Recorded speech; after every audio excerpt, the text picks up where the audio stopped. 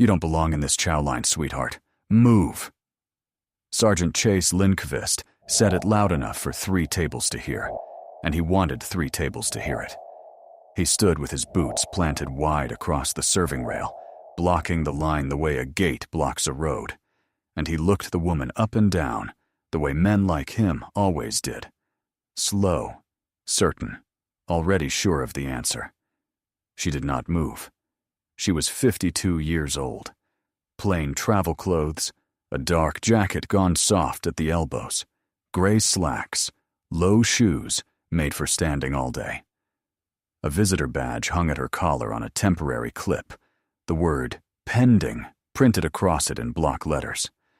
No name tape, no rank, no aide at her shoulder. She held a lunch tray level in both hands, and she looked at the room before she looked at the man. That was the first thing.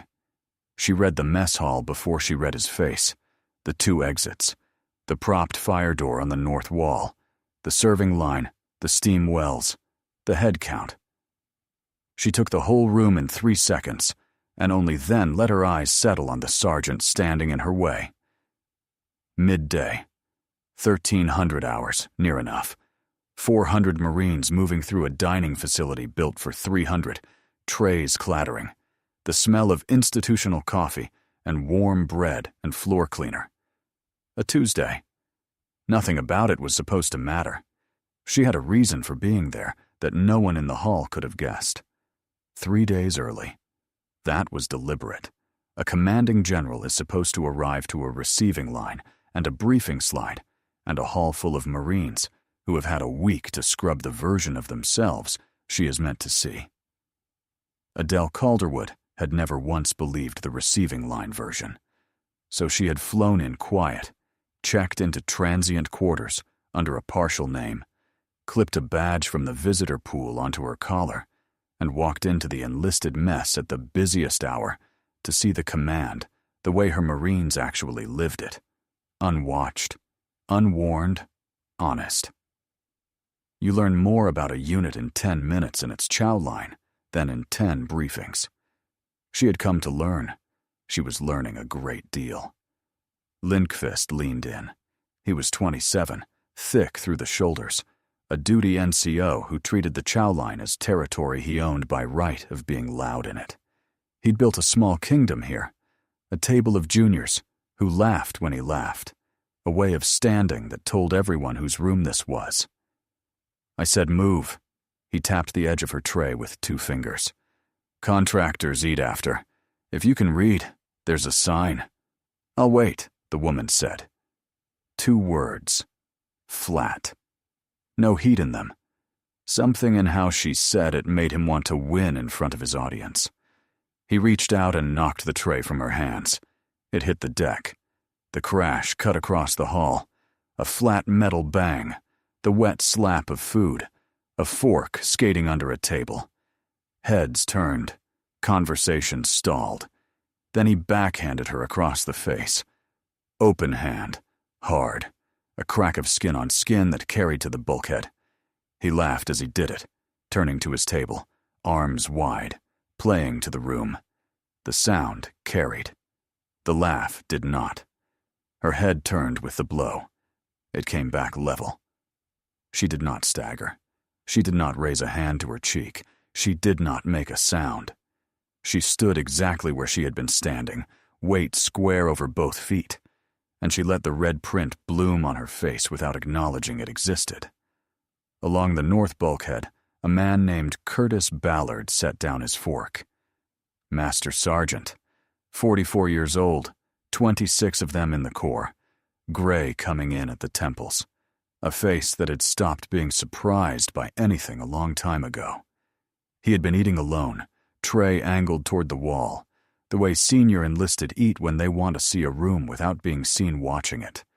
He had watched the whole thing, and he had seen what 400 other people missed. She hadn't flinched. A civilian flinched.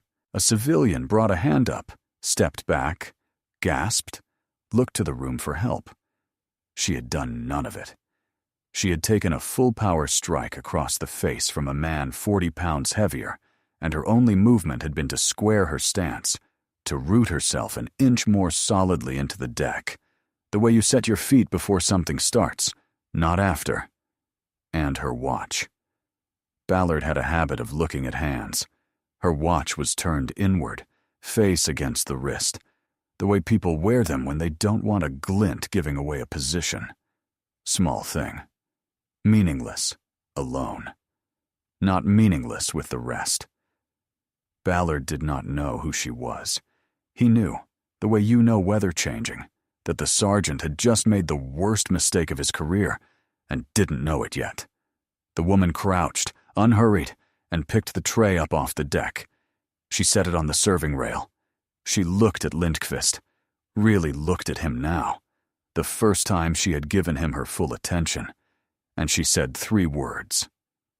"Wrong call, Sergeant." She did not raise her voice. She did not need to. Under the words was something the whole front of the mess could feel and not name, a flatness like the surface of deep water. And for half a second, Lindqvist's grin flickered. Then it came back, because he had an audience, and audiences do not let a man back down. He turned to his table and spread his hands. "See? Nothing. A lost woman in the wrong building."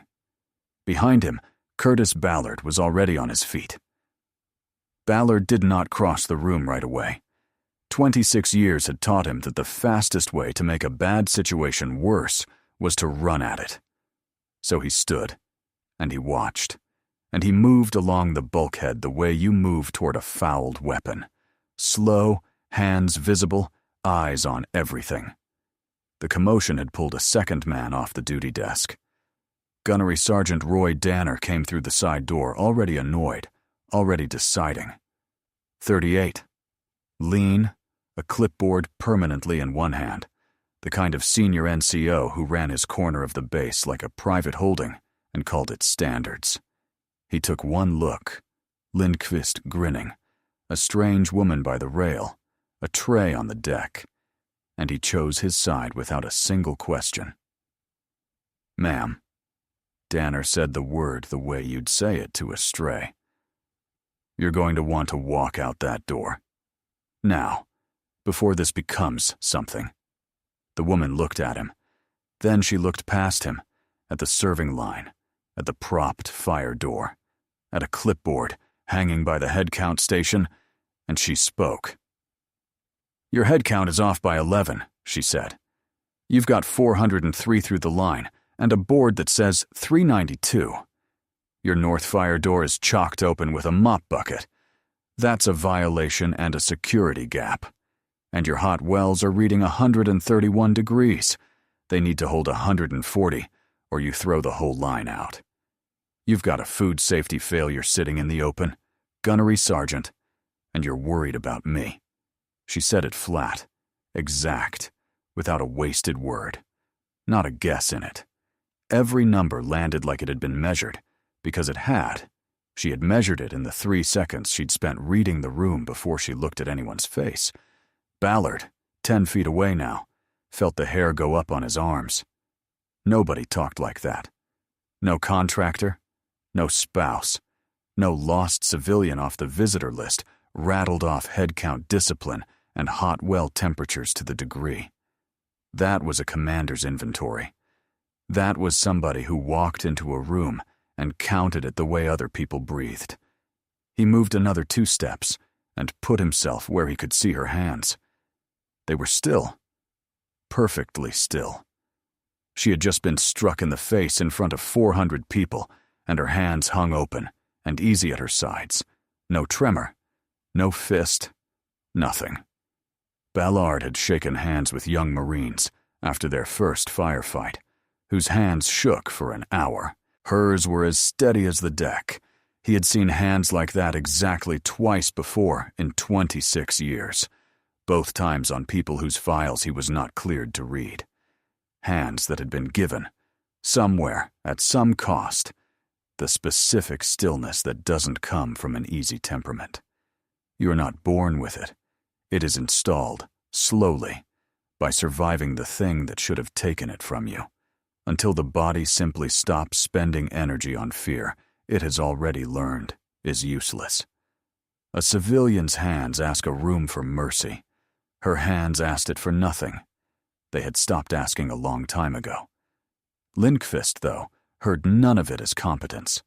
He heard a woman correcting him in his own house, and the humiliation went straight up the back of his neck. "Somebody get her badge," he said. "She's trespassing. Call it in." Danner lifted his radio. The woman watched him do it. She did not stop him. She did not step back or ask for a supervisor or reach for a phone of her own. She let the gunnery sergeant key the handset and start putting it on the record. And if you were Curtis Ballard, close enough now to see her eyes, you would have seen something that turned your stomach cold. She wanted it on the record. It went the way these things go when a loud man has a crowd. It got bigger before anyone with sense could make it smaller. Lindqvist's table emptied toward the rail. 6, then 8, then a loose ring of them around the woman, close enough to crowd, far enough to claim they weren't.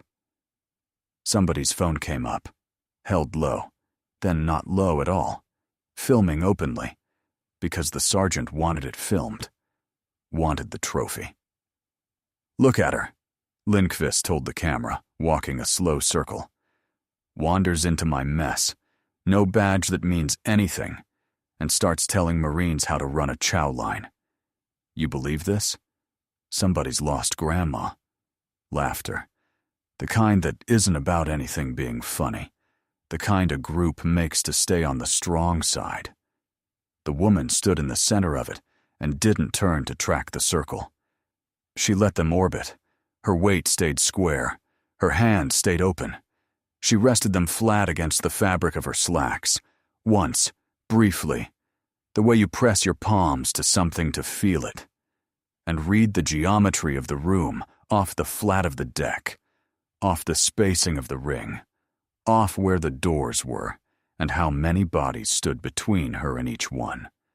Not because she meant to use it, because 30 years had made the reading automatic, the way some people can't help doing arithmetic on a license plate. Ballard tried once. He stepped in close to Lindqvist's shoulder and dropped his voice under the noise. "Sergeant, stand down. Right now, while it's still small." Lindqvist waved him off without looking. "Stay in your lane, Master Sergeant." Ballard stepped back. He had made the offer. He filed the refusal away with everything else, the way you note the time a fuse gets lit. Near the back, a young private named Riley Nakamura came half out of her seat. 20 years old, 4 months on this base, still young enough to think doing the right thing and doing the safe thing were the same thing. She got one boot under her, meaning to cross the room, meaning to say something. And a hand closed on her sleeve and pulled her back down. A corporal beside her, not cruel, just afraid. "Don't," he whispered. "You'll wear it. Sit." She sat. But she watched, and the watching would matter later, more than she could have known. The ring tightened by inches. Somebody read the pending badge aloud and made a joke of the word, and the joke went around. And for a few seconds, the whole front of the mess was a single organism agreeing with itself about a stranger. It is an old, ugly reflex, and it is fast, and from the inside it feels like justice. Every person in that ring would have told you, an hour earlier, that they were the kind of Marine who steps in. Now they stood shoulder to shoulder and narrated a woman's humiliation, and felt, most of them, nothing at all. That is the part that is hard to say out loud afterward. Not that a sergeant did a cruel thing, that a room helped him do it. Danner, meanwhile, had stopped being a bystander and started being an author. He stood at the edge of the ring and began, out loud, to shape the story the way it would need to read on paper. "So she comes in swinging," he said, "to no one, to everyone, to the record forming in the air. Refuses lawful direction. Puts hands on a Marine. We'll all remember it that way, won't we?" It wasn't a question. The woman turned her head and looked, once, directly into the lens of the filming phone. And for just a moment, a flicker, gone before it fully arrived. Something crossed her face that was almost an expression. Not fear, not anger. Something thin and patient and old.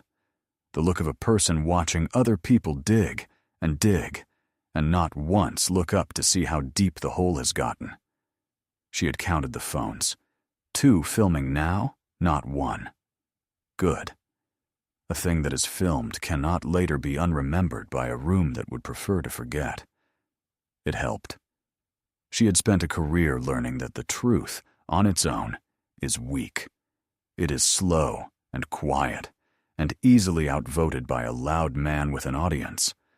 The truth needs a record.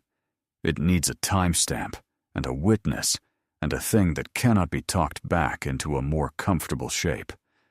They were building her that record with their own hands, holding their own phones, and all it had cost her so far was a spilled lunch and a mark on her face that would be gone by morning. It was, she thought, a very cheap price for what she was about to be handed. If a stranger raising his hand to someone who could have finished him with a word turned something over in your chest. If you've ever watched a room pick the loud side over the right side and felt it in your teeth, then you already understand what this channel is about. Subscribe to Honor Tales and stay in the hall. It's about to get very quiet. The physical part was over. The paper part began.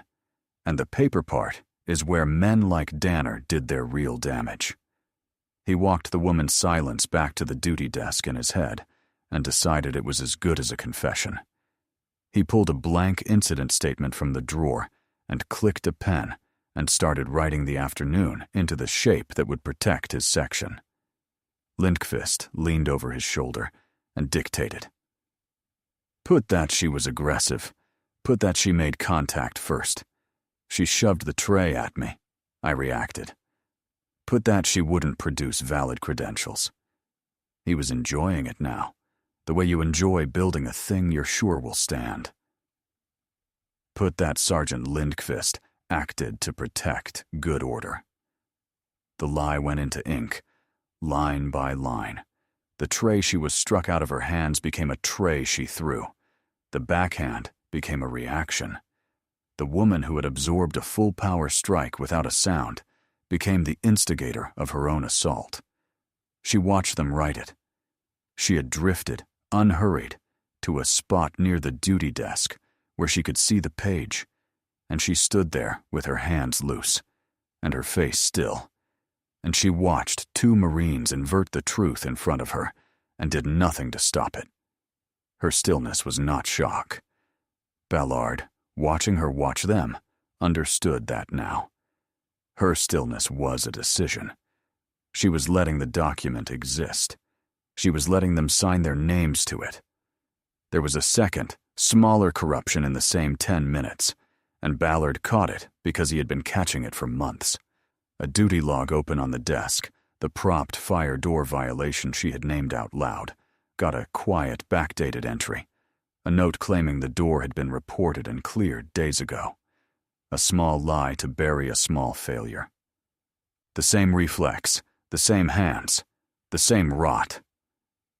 Ballard had watched, spread through this section one convenient entry at a time, and had never quite been able to prove. Small corruptions are the ones that rot a unit fastest, because nobody thinks they are worth the fight. A propped fire door today. A softened head count tomorrow. A statement bent a few degrees the day after that, and then a few degrees more, until a section has quietly agreed that the truth is whatever keeps the section comfortable. Ballard had watched it happen the way you watch water find a crack. Slowly. Then not slowly. He had raised it twice through channels and been told, twice, that he did not have enough to move on it. Now he looked at the woman by the desk, at the exactness of the number she had pulled out of the air, and understood that the thing he had never been able to prove had just walked into his mess hall on its own 2 feet and was standing there, patient, letting them write every line of it down. The woman asked exactly one question the whole time. She asked it quietly, of Danner, in a voice with no edge on it at all. "Who signs that statement?" she said. "And when does it go up the chain?" Danner smirked, thinking she was frightened, thinking she was finally understanding the size of the machine she'd stepped in front of. "It goes up tonight," he said. "Signed by me and the sergeant. Witnessed. You'll get your chance to explain it to somebody who cares, which won't be me." "Understood," she said. She was not frightened. She was mapping. She had just learned who would put their name to the lie, and when it would enter the system, which is to say she had just learned the exact chain of custody of the rope they were braiding for themselves. Across the mess, at his locker along the far wall, Curtis Ballard had taken his wallet out. There was an old photograph in it, soft at the corners, a print from a time when people still printed. A unit. Desert Light. A younger version of himself, and among the faces, a young woman captain in a helmet, half-turned, caught mid-order. He had carried the photo for 20 years without thinking about it much. Now he held it under the fluorescent light and looked from the young captain's jaw to the still woman by the duty desk. And a cold, impossible idea began to arrive. Danner clicked the pen closed. He signed the statement with a flourish and slid it toward Lindqvist for a second signature, and he thought, with real satisfaction, that he had just sealed her. He had sealed himself. Ballard did not finish the thought at his locker. He took it out into the passageway, where it was quiet, and he made a phone call. The man he called was retired now. A Sergeant Major Ballard had come up under, 20 years his senior, one of the small number of people left alive who had been everywhere and could be told anything.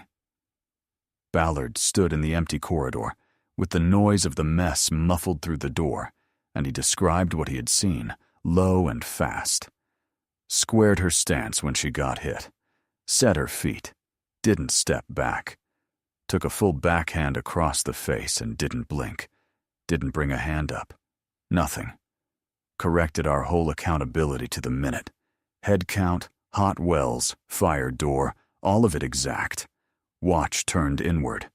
No name tape, no rank, pending badge. He paused. And she's letting Danner write her up for assault and not saying one word to stop it. There was a long silence on the line, long enough that Ballard checked the screen to see if the call had dropped. "Curtis." The old voice, when it came, was careful in a way Ballard had almost never heard from it. "Listen to me.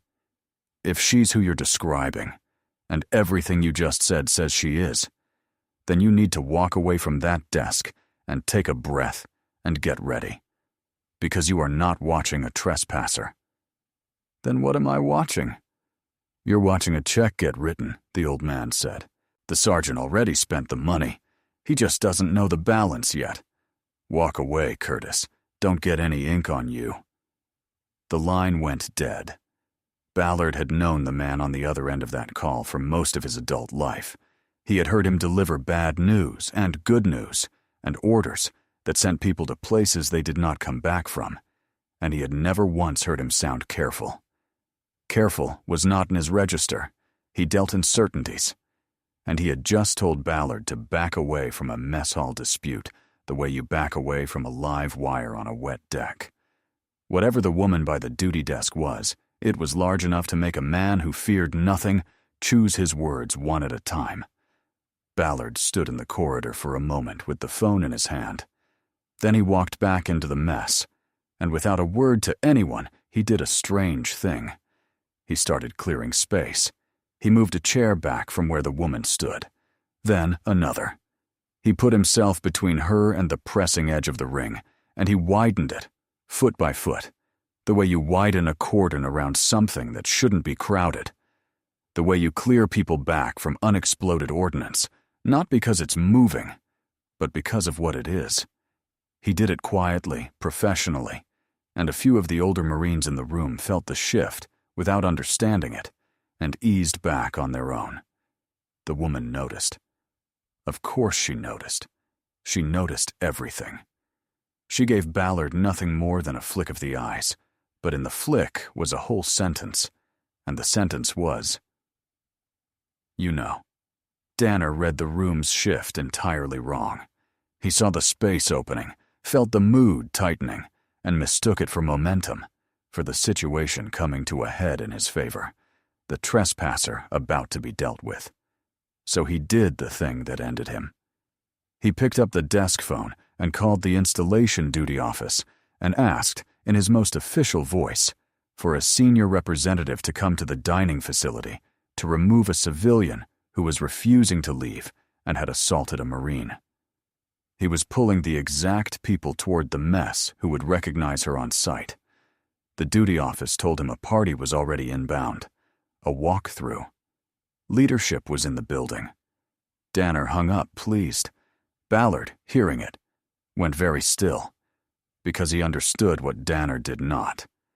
That inbound leadership was not rescue. It was arrival.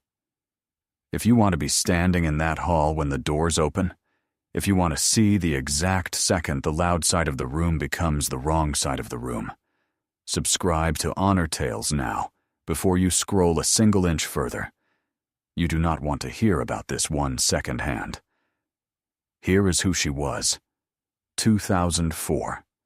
A different country, a different climate, a heat that sat on the chest like a hand.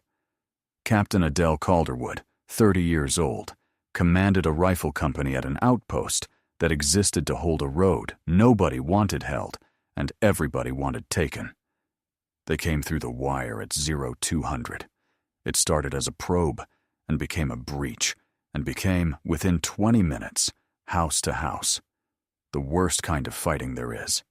The kind measured in rooms and doorways and single flights of stairs, where the whole war shrinks to 8 feet of hallway, and whoever is calmer wins. There is no glory in that kind of fighting, and everyone who has done it knows there is none.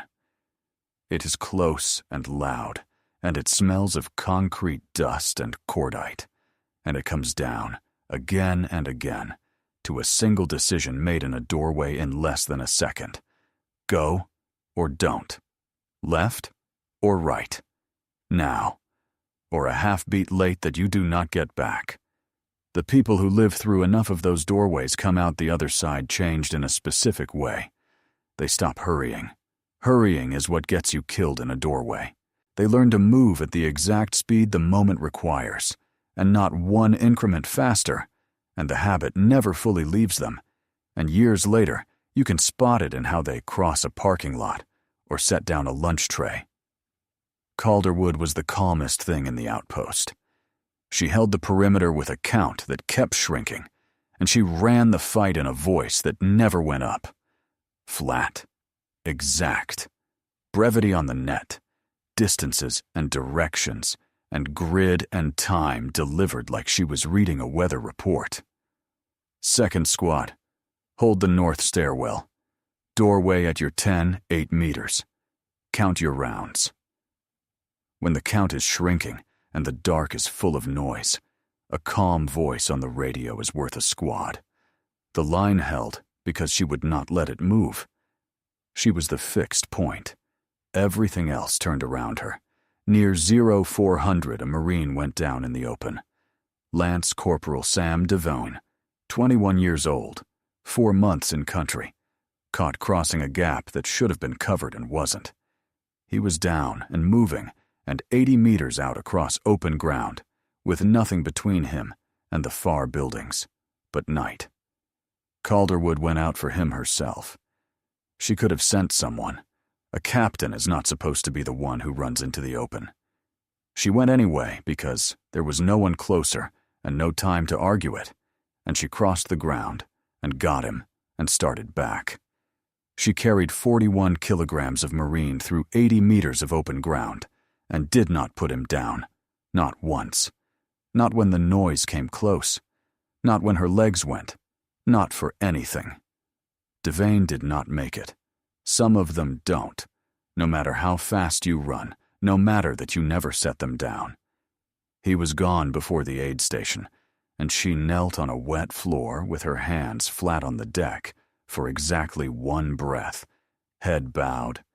And then she stood up because the fight was not over, and a company still needed a fixed point to turn around.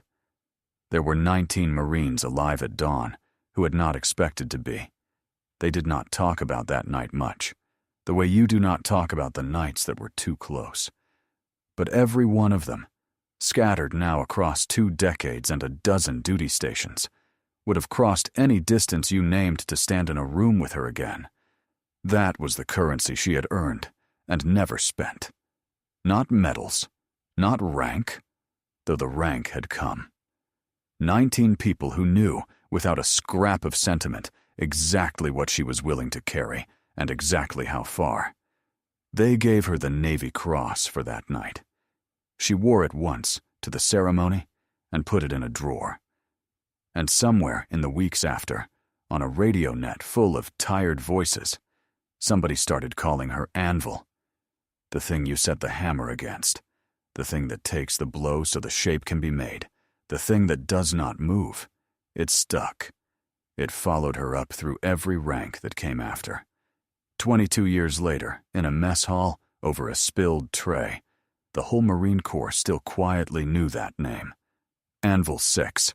She had risen through every grade after that, without ever once seeking the light. Battalion, regiment, a war college, a joint staff, a star, and then a second one. Each step earned in the flat, exact, unhurried way she did everything. Each step taken because people above her kept noticing that the room got steadier when she was in it. She did not campaign for rank. Rank came looking for her, because institutions, for all their noise, can still recognize a fixed point when they need one badly enough. And in 22 years and 2 stars, she had never lost the habit a doorway in the dark had installed in her at 30 years old. Read the room before the faces, move at the speed the moment requires, and never, ever let them see you spend energy on fear. The stillness in the dining facility was not the stillness of a frightened woman. It was the stillness of a woman who had once held a doorway all night with the count against her. A backhand from a sergeant was not, to her, an emergency. It was a Tuesday. The audience simply hadn't been told yet what they were standing in front of. They were about to be.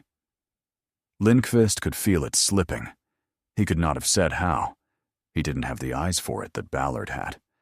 But some animal part of him registered that the room's weight was moving off him, that the laughter had thinned, that the master sergeant was standing in a way he didn't like. And when a man like Lindqvist feels himself losing a room, he does not get quieter. He reaches for the thing that felt like power the last time. The footsteps were audible in the passage now. A group, moving with purpose, boots on tile. Ballard heard them and turned toward the doors. Danner heard them and straightened his cover and got ready to look official.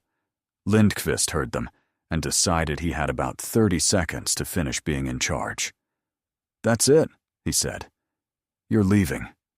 Now." He reached out and took the woman by the arm, closed his hand around her bicep, above the elbow, and gripped, meaning to physically march her toward the door before whoever was coming arrived.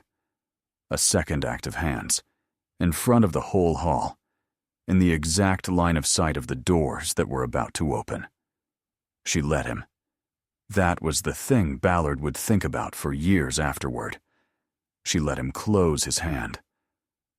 She could have not let him. A woman who crossed 80 meters under fire and carried a man the whole way does not get her arm grabbed by a mess hall sergeant unless she permits it. And she permitted it, calmly, the way you let a man sign the last line of a document you need signed. She turned her head toward him. And for the first time in the entire encounter, Adele Calderwood smiled. It was small. It did not reach anything. It was the most frightening thing in the room, precisely because it was so quiet, patient, and complete, and final, the smile of a person who has been waiting a long time for someone to hand her exactly this. There is a specific mistake that arrogant men make, and Chase Lindqvist was standing in the fullest version of it. They read stillness as weakness. They read patience as fear. They watch a person absorb an insult without answering, and they conclude the person cannot answer, when the truth standing right in front of him with a fading handprint on her cheek, was that she had simply decided the moment to answer had not yet come. It had come now. He was holding a general officer by the arm at the exact instant it arrived. "You should let go now," she said. He didn't. The mess doors opened, and a voice came through them that stopped every fork in the hall. "Attention on deck!" Sergeant Major Gene Ostrander had a voice built for parade grounds, and he put all of it into those 4 words. They cracked across the dining facility like a round, going off in a closed room, and 400 Marines came up out of their seats as one body. An instant, total, deafening scrape of benches and boots, the whole hall on its feet before the echo died. Chase Lindqvist's hand was still on her arm when the room stood up for her.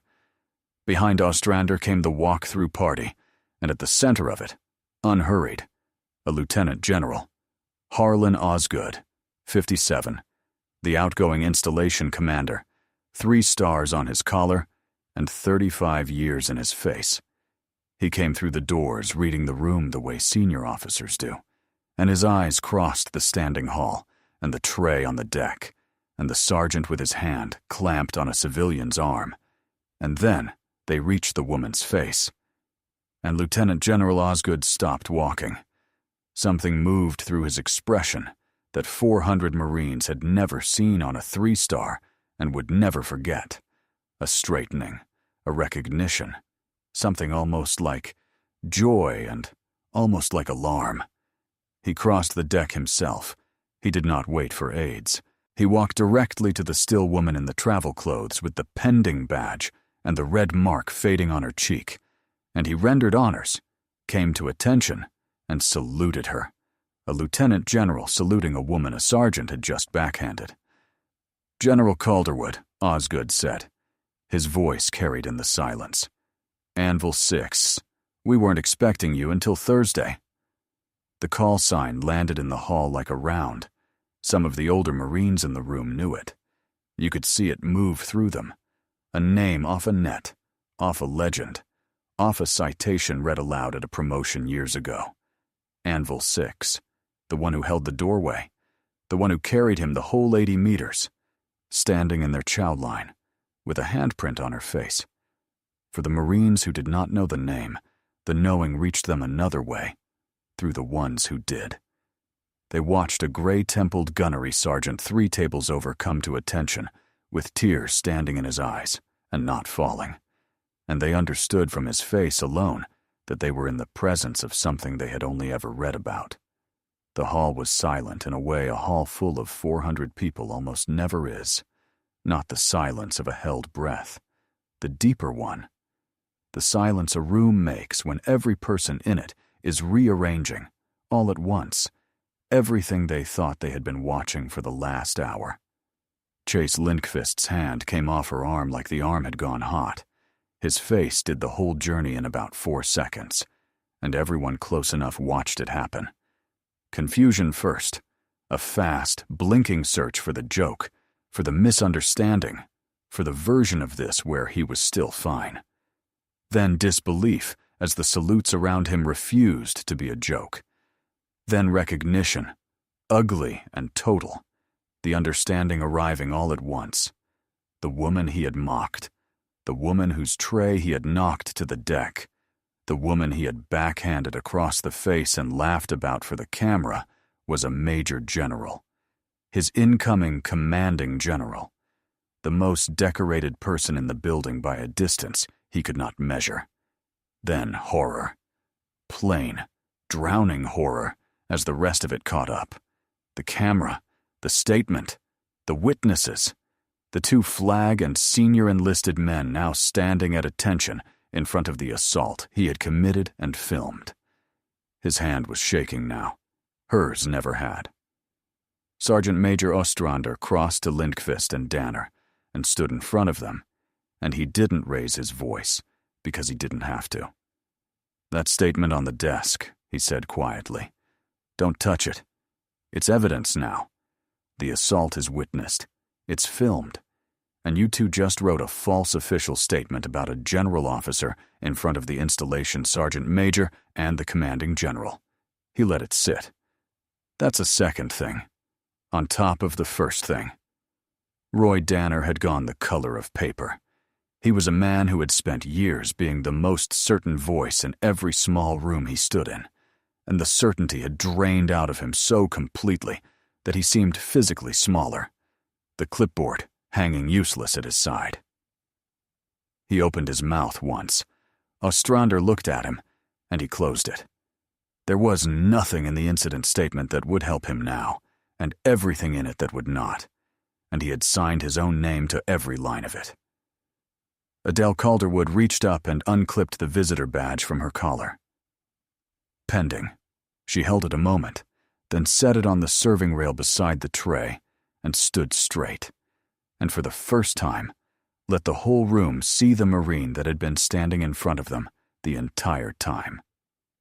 After that, it moved fast, the way these things do once the truth is in the open and has stopped being outnumbered. The filmed assault was the spine of it, and everything else hung off that bone. Danner's incident statement, the careful inversion, the tray she supposedly threw, the assault she supposedly started, became, the instant it met the video, not a defense, but a confession of a different crime. And once real attention turned on Danner's corner of the base, the rest came apart on its own. The backdated fire door log. Months of quiet, convenient entries, small failures papered over one line at a time, a whole culture of contempt for outsiders that had run unchecked because no one above it had ever come down to eat in the enlisted mess and see how the section actually treated a stranger. Ballard had known for months and never been able to prove it. He did not have to prove it now. It proved itself all at once in the light. None of it was loud. That was the thing people who had never seen a reckoning up close always got wrong about them. They imagined shouting, imagined a scene. There was no scene. There were quiet conversations and a preserved video file and a statement that would now be read by people whose entire profession was reading statements, and a slow, procedural, unstoppable turning of the machine that abases underneath all its noise. The loud part had been the sergeant, all afternoon. The consequence arrived without raising its voice once, which is the only way real consequence ever arrives. Lindqvist was taken into custody for the assault. No drama in it. 2 Marines from the provost side, a quiet walk to the doors, his cover in his hands. He did not laugh on the way out. The audience he had performed for the whole afternoon watched him go, and none of them met his eyes. If you have stayed in your seat through all of it, through the tray and the backhand and the paperwork and the long hour where the loud man was winning, then stay one more minute and subscribe to Honor Tales, where the quiet ones always, always turn out to be the last people in the room you should have crossed. Calderwood did not make a speech. It was not in her. She spoke quietly with Osgood and Ostrander, and word went where it needed to go, and the machinery of consequence began to turn without any need for her to raise her voice at it. She had learned a long time ago that the anvil does not swing. It only has to be there, and not move, and the shape gets made against it. But she did one thing before she left the hall. She crossed to the back, to a table near the wall, where a young private was standing at attention with the rest, and trying not to be noticed.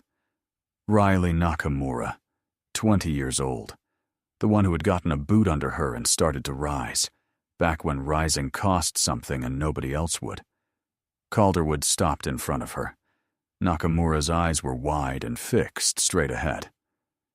"You stood up," the general said. Quiet, just for her. "Back when it was going the other way, and everyone at your table told you to sit down. I saw it.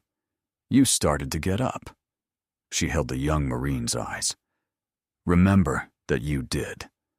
That's the part that matters. Not that you got pulled down. That you started to rise. Do it again next time, and don't let anyone put a hand on your sleeve. There's a leadership track for Marines who move toward the right thing instead of away from it. I'm going to make sure you get looked at for it." Nakamura's throat worked.